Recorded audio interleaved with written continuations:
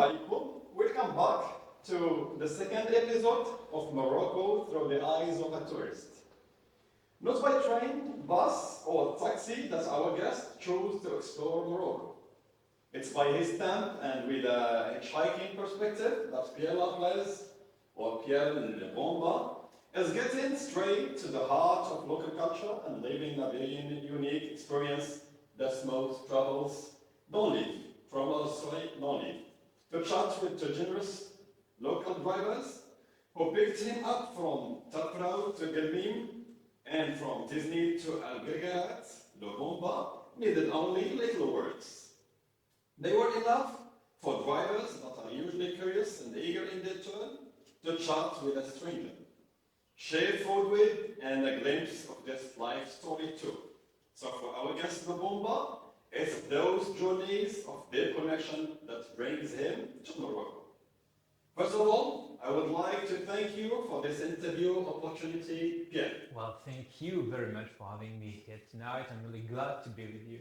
It's really a great pleasure for me too. So please, can you tell us a little bit more about you, Pierre? Well, I'm a French guy. I'm 28 years old, and I'm a traveler. I like hitchhiking. I like traveling, and I like traveling by hitchhiking because that is a way to feel communal. It is a way to travel in an ecological and sustainable way, and it is a way to meet people you would not have met in another circumstances. That's pretty cool. So, how was it to plan the trip to Morocco? How did this idea come to your mind? How did you decide that you're gonna make a trip to Morocco? How did you, Well, 2025 was a hard time for me, and I felt myself really free with time. I had no idea what I was going to do with 2026, and I wanted to travel for a long time. I was like, okay, there is a world world I've not been, and I'd like to meet some people, and I like to be hitchhiking, so I should do all this together. And so I was like, because I'm a European, I want to go to Africa, which is a continent next to mine, and I've never been. So I want to go, I want to be with them, and I want to live with them, and for some month, you know. Oh, that's interesting. Have you ever, did you do some research before coming? Did you talk to some friends before, taking this adventure? Like this adventure? Because it always happens that most of us, they may search on social media, they may, or you just, you are that one that when it comes to traveling and all this kind of stuff, you just, I got a friend of mine who's doing who's traveling around the world with her, hitchhiking too? No, not hitchhiking, Okay. but he's a hitchhiker by the way. And so he was traveling for like several years, and I was like, okay, I like traveling too, but it's my own project, my own way of doing this. Like the point is not to go somewhere. It's like traveling, not the destination. It's about the trip, the journey, exactly. So planning. No, I got the idea. Once again, I like to hitchhike, and I wanted to go here. But who was I going to meet? I didn't know. Yeah, this is the most part of the travel that I like so much. Mhm. Yeah. So what motivated you to choose Morocco as part of your destination? Because you told me before that you decide to come see Africa. I've never been to Morocco. Okay. I don't have Moroccan friends, but I know some Moroccan people, and well, I don't know. I can't go here by hitchhiking. Well, there is a sea, so I had to take a boat from Algeciras to Tanger. Yeah. But except this, I can go here, and like we kind of roommates in this world, Yeah. Like we live all together, like close all together. So I had to come and say, hello guys, how do you live? Who are you? What do you believe in? Let's be all together, Just be curious. It was possible. I've been traveling in Europe, but those people look more like me. Like I understand them.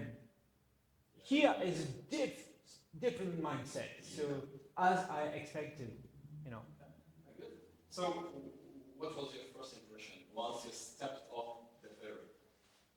Oh, Things that you noticed, things that you get. I knew I felt the frontier. Like, I knew that I was in another country. Because before I was in Spain, which is not my country, but I saw like many cats and dogs in the streets. They were not pets, they were like wild, which does not really exist in Europe. I saw that people were like dressed in a way we don't have, like perhaps a jalaba, I don't know the word, like a long coat with a hood. You Moroccan people have, which is really great to be honest with you. And like there was a lot of butchery with corpses hooked just in the streets with no eyes or whatever. It's really shocking to be honest. Like you don't see it at all in Europe, and everything was written in Arabic or kind of. And it is something to not being able to understand to read. Like Arabic from right to left. yeah, but I don't even know the letters. I mean, in Spain, I speak correct Spanish, you know, but not the perfect one. So sometimes I read stuff, I don't understand it, but I know the letters. Here, I don't know anything, like anything. That's something to be kind of blind. You cannot read, you know. That's interesting. So, when did your first hitchhiking experience in Morocco happen? What was your first?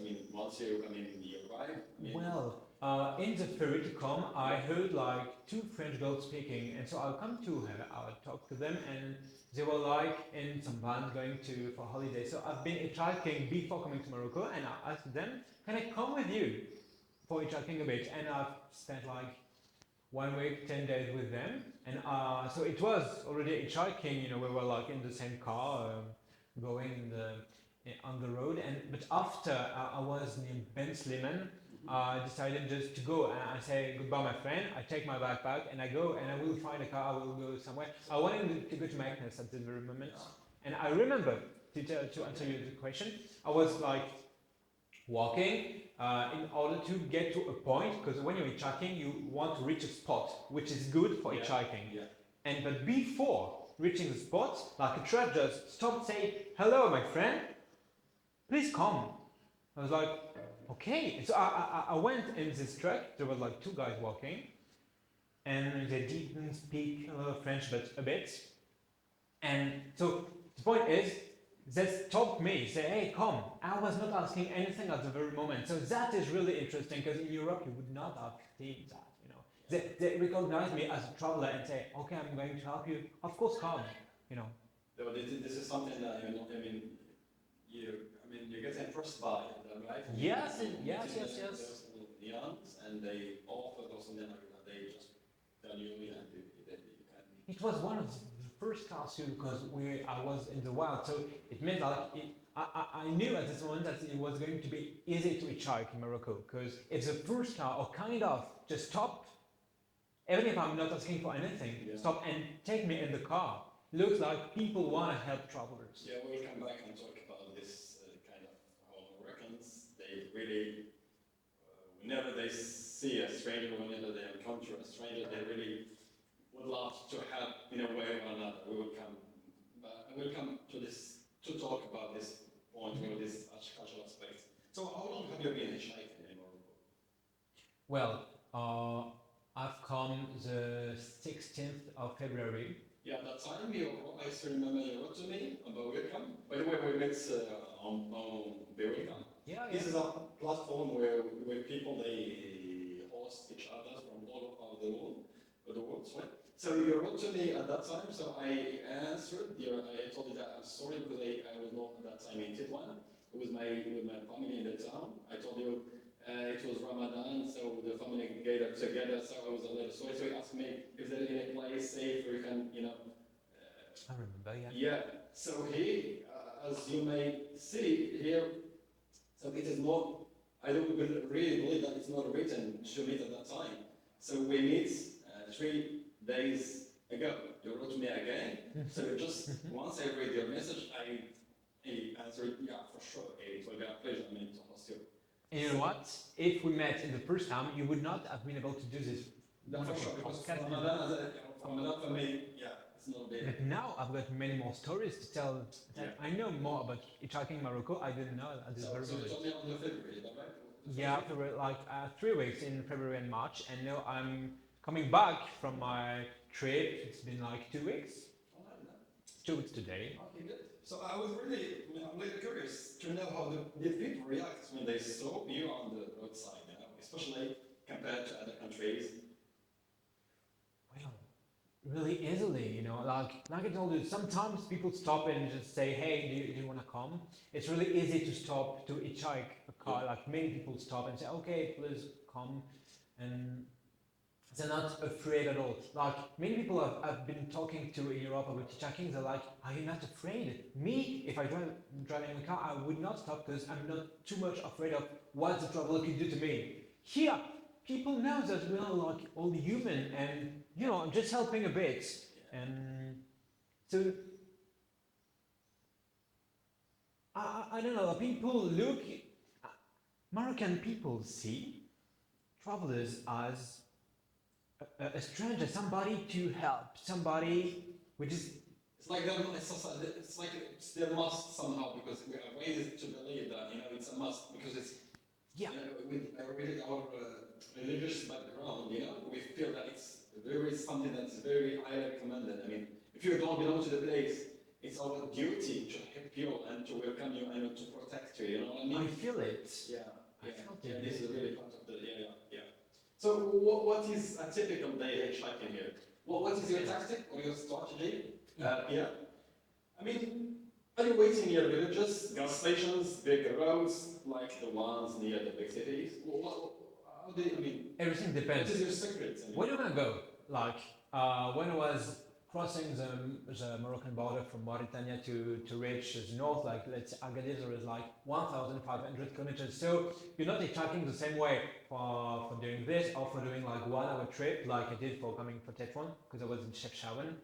So if you can have highway, do use the highway and try to go on the rest area because on the rest area you can talk to people as they are, you know, filling oil on cars on their car and so say, hey, I'm going here, can you help me? It works really well in Europe because people don't get afraid anymore. They know you, talk to you. Here people are not really afraid, so you don't have to do it, but you have to be in a place where car don't go too quickly because they can see you. They can stop in space, and they can they can see you too. So they have to be in the good direction. but the drivers, I mean, usually stop out of kindness. I mean, after your experience, I mean, do they stop out of kindness or curiosity, or do they expect something in return, or all this? I mean, they go together. Nearly all the time, like kindness. Well, kindness just for helping, it happens. But I think, don't get me wrong. You tell me, it's about religious thing. In Europe, you're helping somebody. Here, you're doing this because God asked you to. Yeah, that's right. That's really different. Yeah. And I feel There's it. some, there's some truth about this. Yeah, and there's some, yeah. And like I don't know, like a week ago, I was hiking. A guy stopped and he was not speaking a single word of French or English or Spanish, like nothing. So I was like speaking with my hand. I'm going here. Where do you go? And he was going here. And like, okay, I go in the car, and after I understand that actually his taxi with some other guys. Okay. And so we were speaking. We were speaking by another guy who was able to speak English. And I was like, I'm sorry, I don't have the money. I'm just hitchhiking. Just get me out. He was like, no, my friend, no problem. I will help you. You got a taxi? Yeah, because there is many people in the taxi, like a bus taxi, you know. Yeah, that's good. I was like, no, I'm helping you. That's free. Taken for you. Now we will switch to talk about one of the Moroccan cultural aspects. It's Moroccan hospitality. So Moroccans, they are known for hospitality. This is a fact. I told you that this is not something that we made up or something. This is we are raised, and it's all has to do with our education, with our cultural background, our religious too background. So have you experienced a moment where people invited you for tea or even stay at their home? Like many times. That's mind blowing for a European guy. Believe me. Like once, like the first day I was hitchhiking. The first time? I mean, someone invited you? Yeah. I was looking to go to Fes or Meknes, and I was in Salina, Rabat, and the guy spoke a poor French, but it's no big deal. So he was, okay, I can help you, just come with me. Doesn't speak French fluently? No, not at all. Just once Like a he bit. saw you, I mean, he stopped you and I was like, can you help me to go further? Yes, yes, you can. Okay, I get in the car, we speak a bit, and after like 10, 15 minutes, it was like, hey, do you want to come to my place tonight? Is that he? I mean, is that him that you offered? I mean, Yes, Okay. yes, I didn't ask. He offered, and it was Ramadan. And then I've been to his place, and he felt like, oh no, and say, okay, just have a shower if you want to.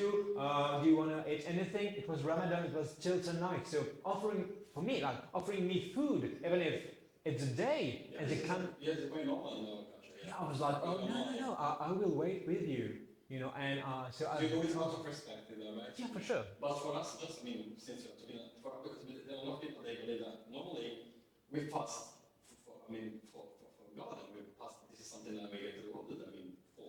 So, it's quite normal, yeah. But if you did so, it's something that it's quite nice, I mean, to do for your part. But you are not obliged to, because you belong to a different culture, you belong to different, I mean. But since, yeah. So then you met his family, and yeah. I've been with his family. I've been talking and I would asking about culture. Yeah, with experience. I mean, just to get in his house.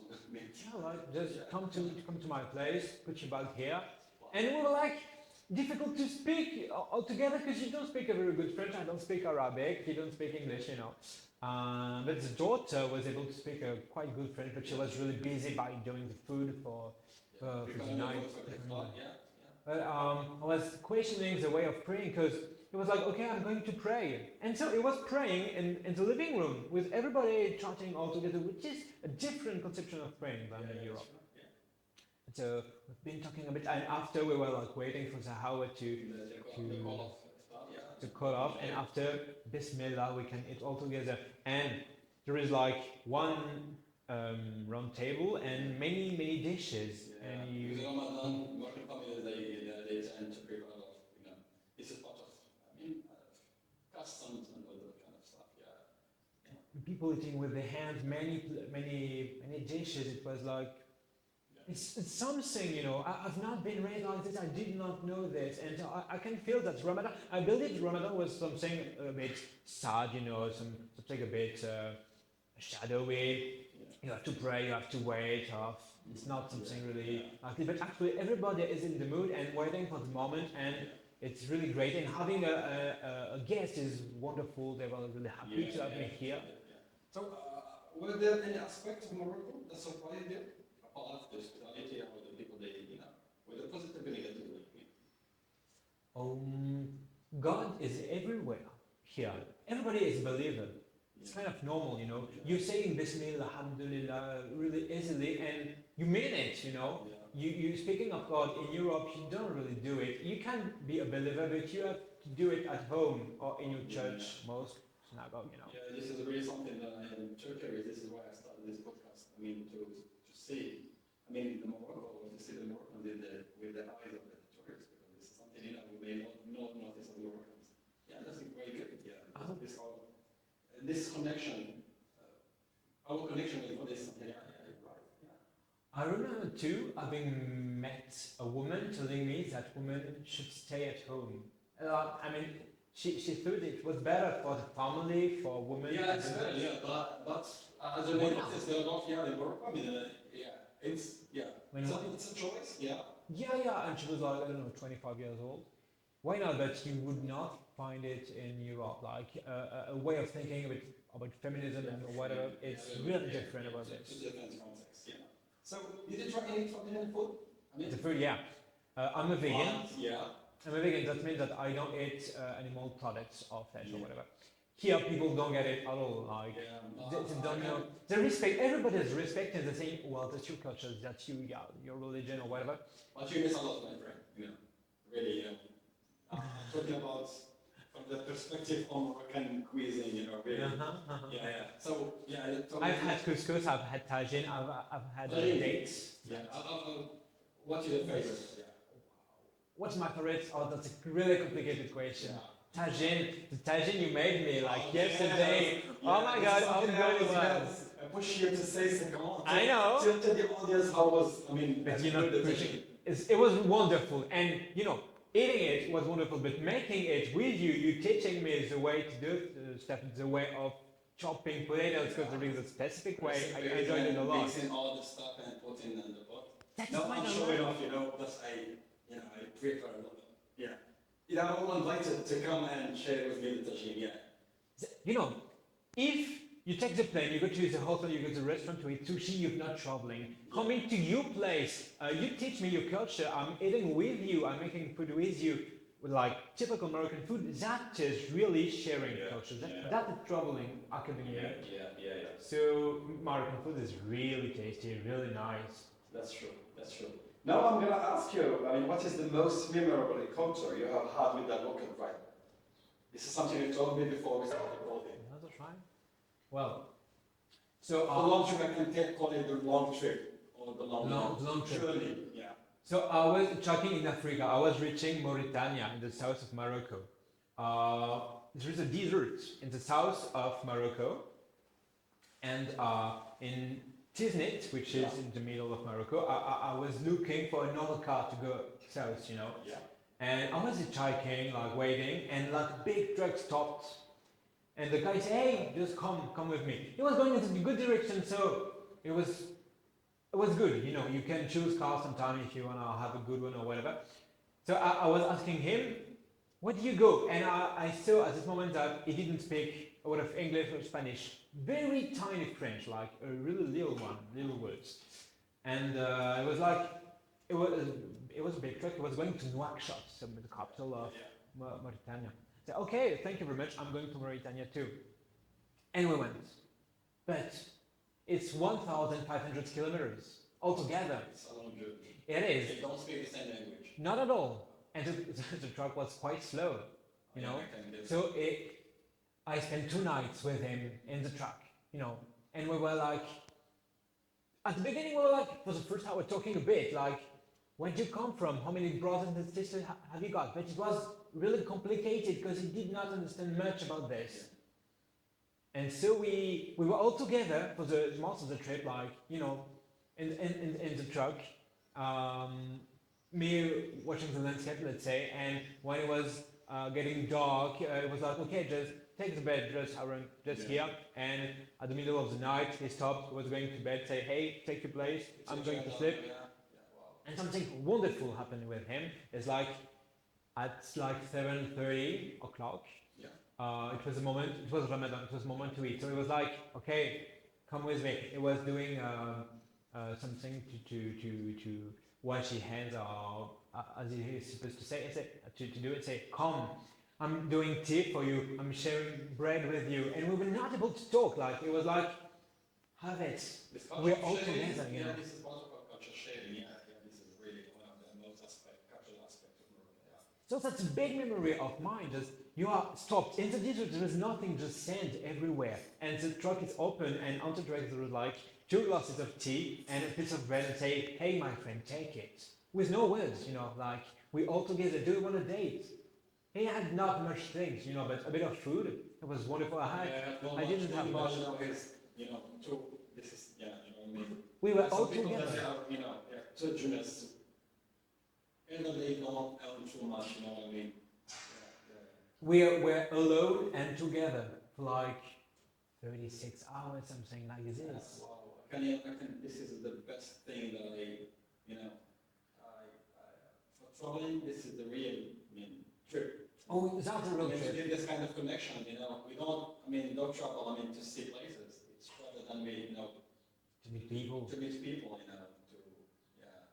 have this kind of, Even if the language may be a barrier, there is something else here, like helping, which is a part of hitchhiking. People are helping the hitchhiker. He was helping me. And so the connection was already, at the moment, there was a connection, of friendship. Even if we were not able to talk, like just to chat. Yeah. Basically, it wasn't possible, but connection was there. Yeah, so after you appreciate together the food, then you continue your journey, to reach your destination. After sharing the food, I was getting asleep, and we were keeping going until the last day. I was waking up. I was like, okay, so we were parked, near the frontier. We were sleeping, and when he woke up, once again with hands, because we were not really able to talk, was like, okay, your time has come, you should live now. And so I no words, you just get it from tiny words, but it was saying stuff I didn't understand. Yeah. So yeah, I understood I was not welcomed anymore, but why? And I thought it's because he think it's best for me just to live, but I believe he was going to Nouakchott, so I don't really understand. But it was like, no, I understand no, but I'm not sure that he was going to wait many times. Yes. Why? I don't know. Time because So I had to leave. procedures, the borders and other stuff, Probably. So I opened the door and say, well, thank you, my friend. Goodbye. By the way, you still have his number. He Yeah. gave it to me. Yeah. I called him. I sent him a vocal message. So I told him about the podcast and all the story. He told me that it's me. We are welcome if we can call him and he can talk about this story. He's a lovely guy. Yeah, I will. And then once we finish, I will ask him if you can post your photo together. Okay, that will be quite nice. Yeah. There is a pic of us taking tea, at sunset in his truck. It must be one of the best memories. To keep in mind. Oh yeah, I've got plenty of memories you can Yeah. imagine because I've been hiking and going anywhere in Africa for many months. So But you- this one I will remember it all my So life. we get to the borders. Can you tell us about? Borders. Borders. Because they told me before. You need to apply for a visa. Yeah. That's some. Oh yeah. I was going to Mauritania, so I was like, in a naive way, okay, I'm going to come and just show my French passport. It's going to be fine. But actually, what had happened is that the Moroccan policemen were like, I would not let you quit Morocco because you do not have a visa. So, I don't need a visa. He was like, you need one actually. But I had no printer, I have nothing, I didn't have even internet, It was like, you can go to this door, you'll find. So I go to the door, I try to open it, it's closed. The guy said, hey, it's closed, just try this other door. I go to this door, I find a guy with a computer and printer, a Moroccan speaking very good English. We were talking about traveling and say, okay, I'm going to apply the visa for you. For like $10, was able to apply for the visa and to print it for me. So he took my passport, writing stuff and everything, and at the end it was like, okay, I've applied for you.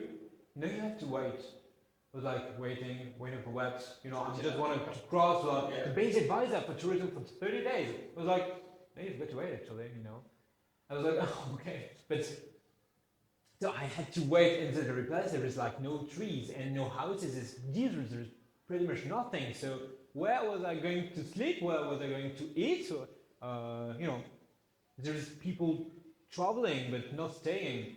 But I've been super lucky, I have to say, because in 15 minutes, my visa application has been accepted. So he printed it to me, and so I showed it to the Moroccan police officer, and I've been able to go through the frontier.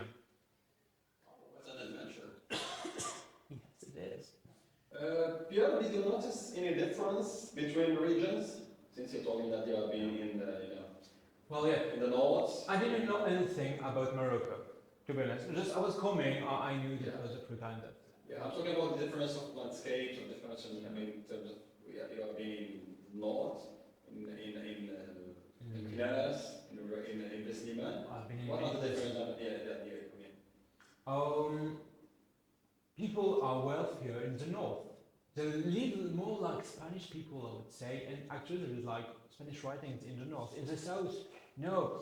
Even the cost of living, like a piece of bread, is cheaper in the south than in the north. And I feel this. And only by hitchhiking, you feel the kilometers, and you see that people get wealthier when you're reaching north. And in landscape, that's really different. Here in the north, like, there's a lot of green. Mountains too, but in the south it's super dry, it's super hot, and there's like no trees at all. It's like it is a desert, exactly. And there's only one road, in the desert. Okay. So, if I may ask you about the challenges you face on Morocco roads in general.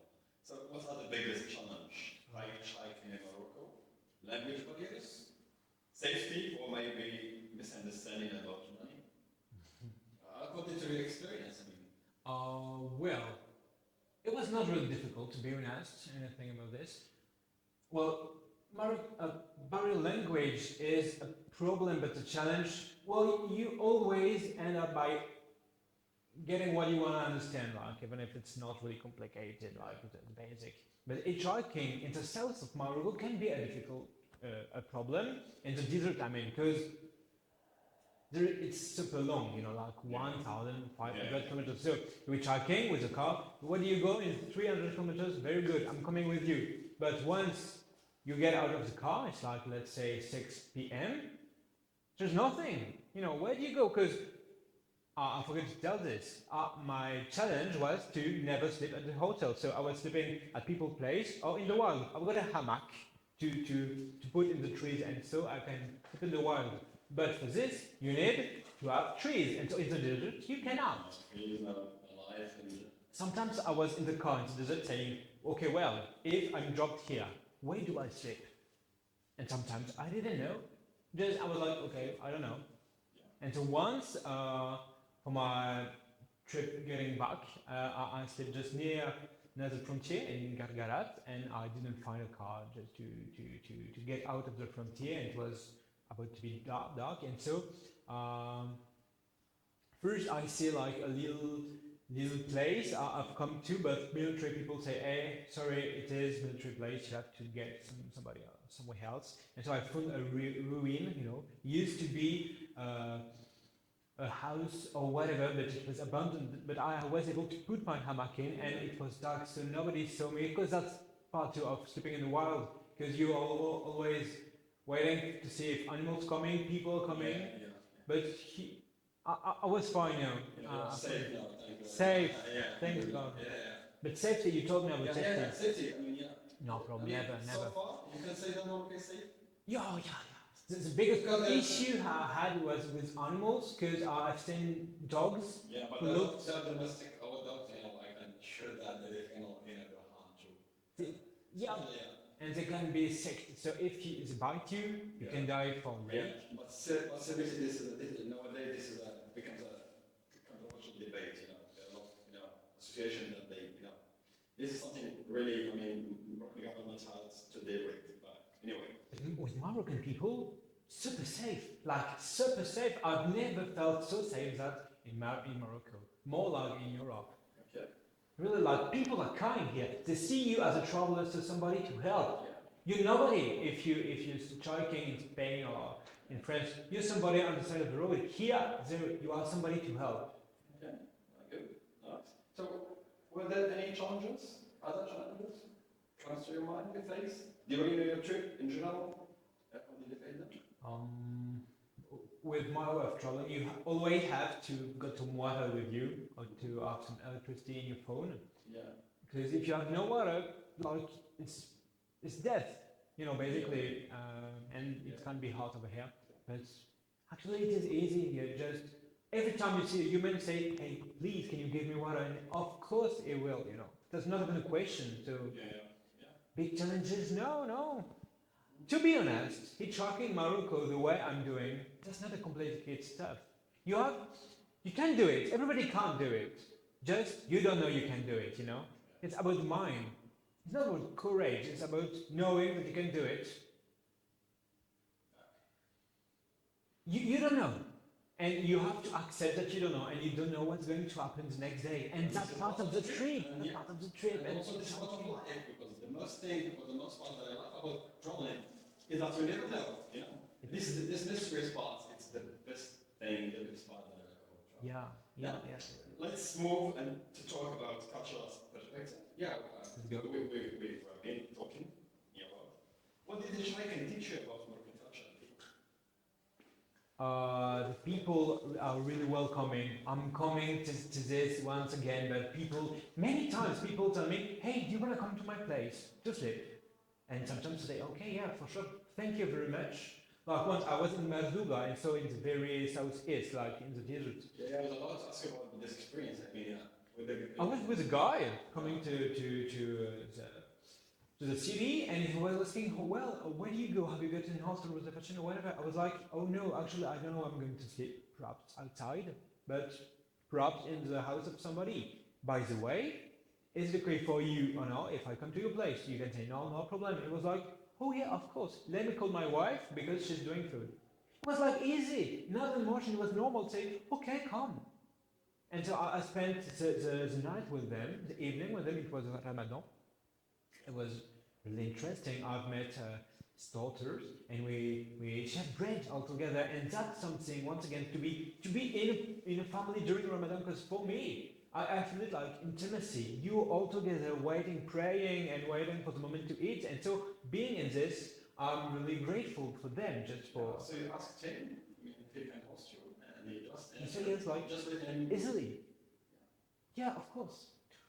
And several times people were like, "Oh, okay, you're traveling this way. Let me give you money." I'm Yeah, like, I was like, it happened to you? I mean, yeah.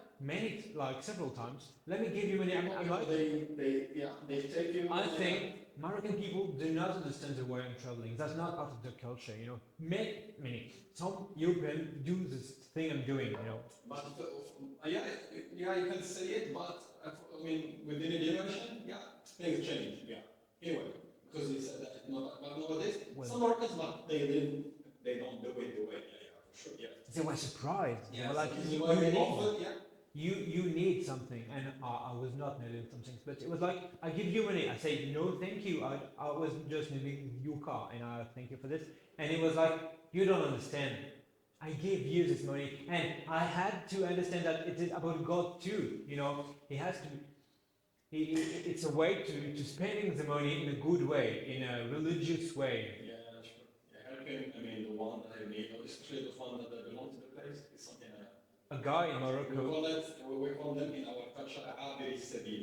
Abiri Sabil is those one that they don't live, I mean, in this, I mean, they just, they're on their journey, something like that. They don't want to have a place or a shed or something like that.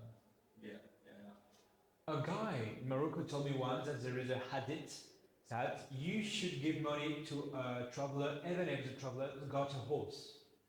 Yeah, the travelers, yeah, there is some, not, yeah, this is, yeah, there is some truth in this, but it's a more picture about it really, because sometimes I talk about the ones that they don't belong to, they have a mission, for example, normal, good missions somehow in the past. So because they don't belong to the place, they don't have that house, they don't have their family, they doesn't live in this place. So it's like we are supposed to offer help in a way or another. Yeah. That's something mind blowing. The main thing that's mind blowing me here is the way people are giving me. Like some days, people like were inviting me for eating all together and give me money. So those days I was earning money. I was asking for nothing, not even for it with them. I can just do it by myself. I remember one day, I was getting back from the desert. This guy who took me in his van was a French guy.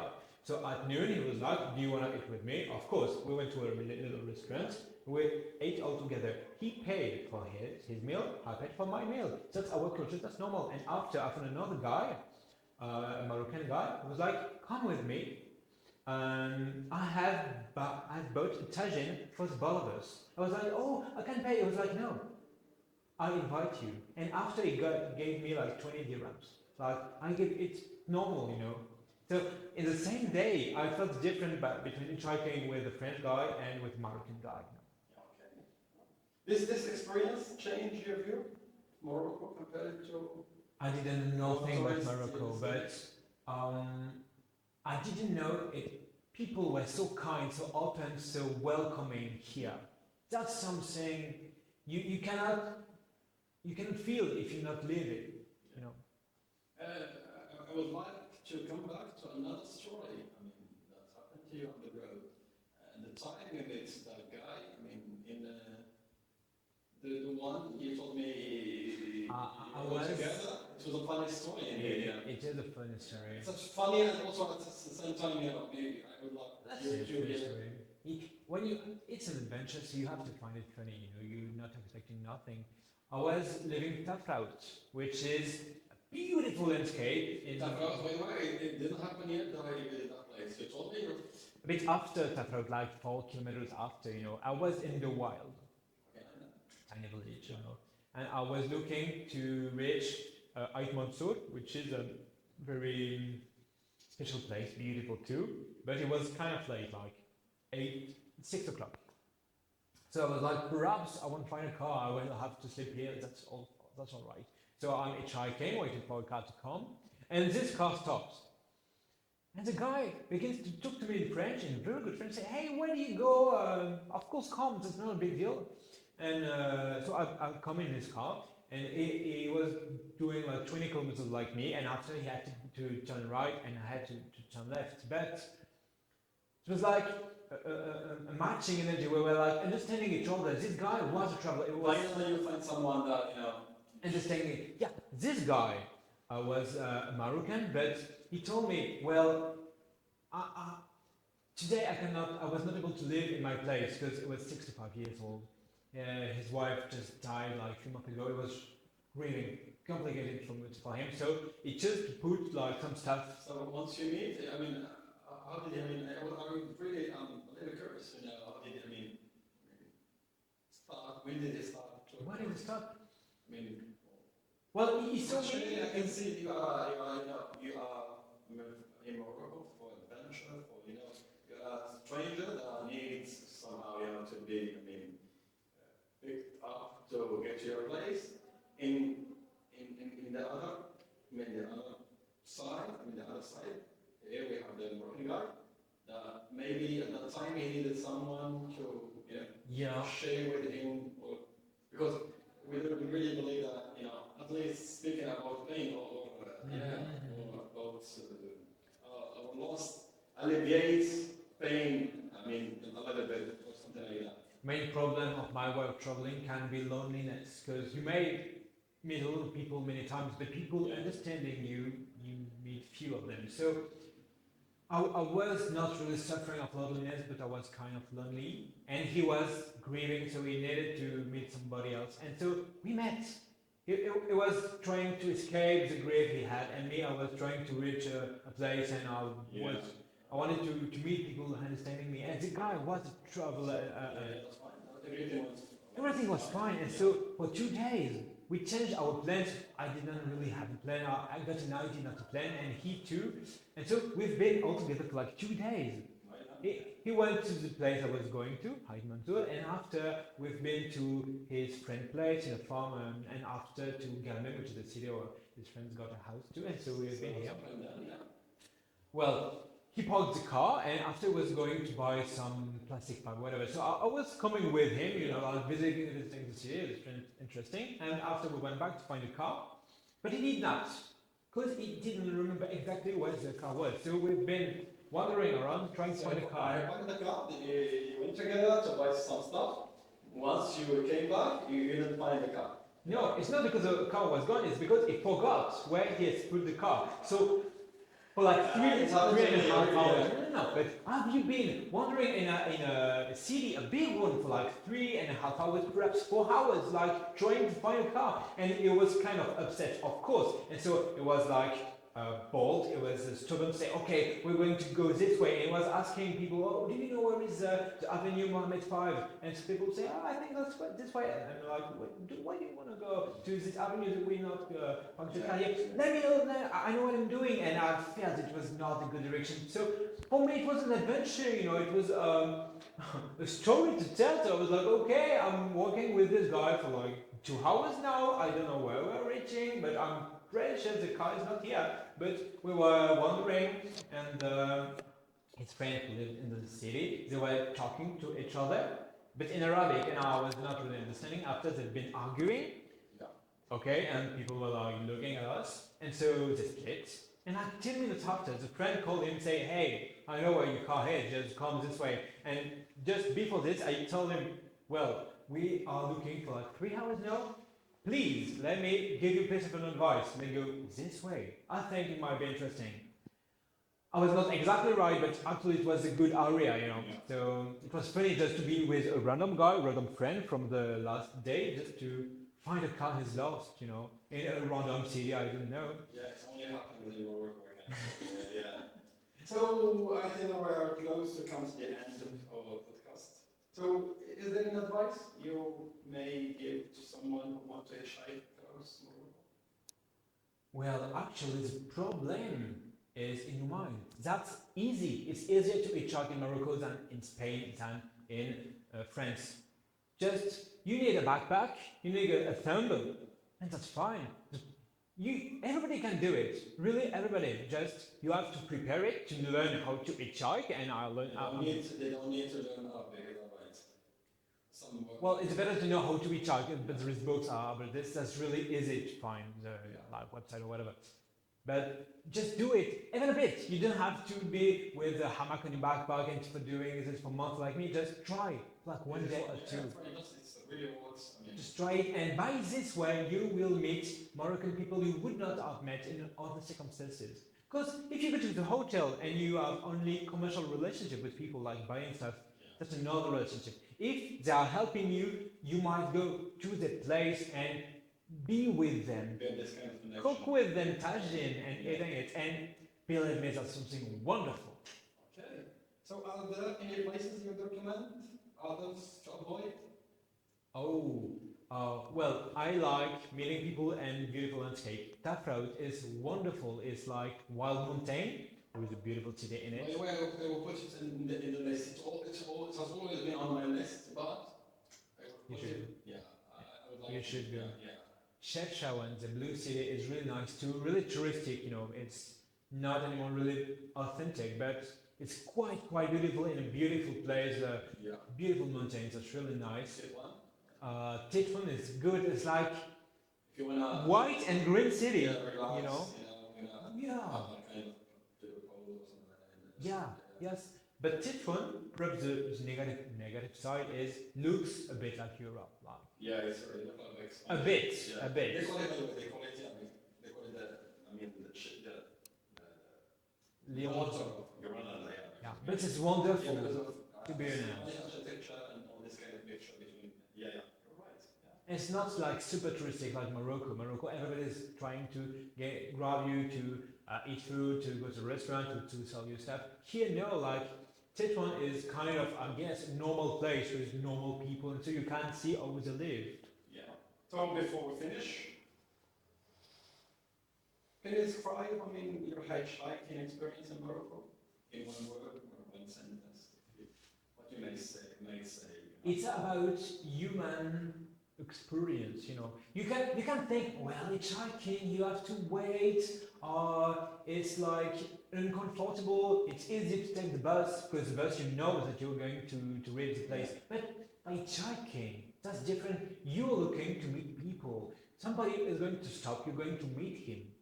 That is what is really great in hitchhiking, and the guy you're going to be with in the car, you would not have met him in another situation, you know.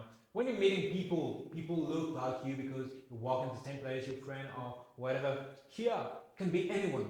It can be anyone. So I've met rich people, I've met poor people, people thinking this way, people thinking another way. And so if you wanna see the deep of your country, of a place, just hitchhike.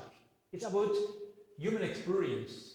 It's not about just traveling. Of course, it's traveling too. You're going from a place A to a place B, but you meet people, and you meet people you would not have met in there. Because traveling is beyond, moving from, getting from one place to another. Yeah. I can get it. Hitchhiking is not about getting a destination. Of course, if you want to go here, It's fast, yeah. but here the world trip is interesting. So you're not tired of waiting because you're meeting people, and while you are in the car exchanging, speaking, you're traveling and you're not waiting like you would have if you were on the bus or train. Till now you didn't, you didn't mention The tea. tea. You didn't. Oh, yeah. Oh, yeah. Because this, that this is the first thing we serve to You know, our guests. Is it like Moroccan tea? Yes, I Too do. much sugar with mint and, As a European, of course, I think there is too much sugar, but it is the way you do it. So I really enjoy to share your culture and to drink it. It's really tasty. It's really good, and many people are drinking tea. You come to a place anywhere in Morocco, so there's people like guys drinking tea. It's our Hallelujah, if I can say so. Yeah. So thank you so much for sharing your journey with us. Thank you so much for It's this been a podcast, real pleasure. for the tea. We wish you a safe trip. It will be. Yeah, we wish you that you enjoy Morocco and enjoy the most of your trip. Thank you again. Thank you for welcoming me in your place, in your country, in your podcast. That's Morocco, like welcoming. That's a big word. It will always be a pleasure. Thank you so much. Thank you. محمد شكرا جزيلا.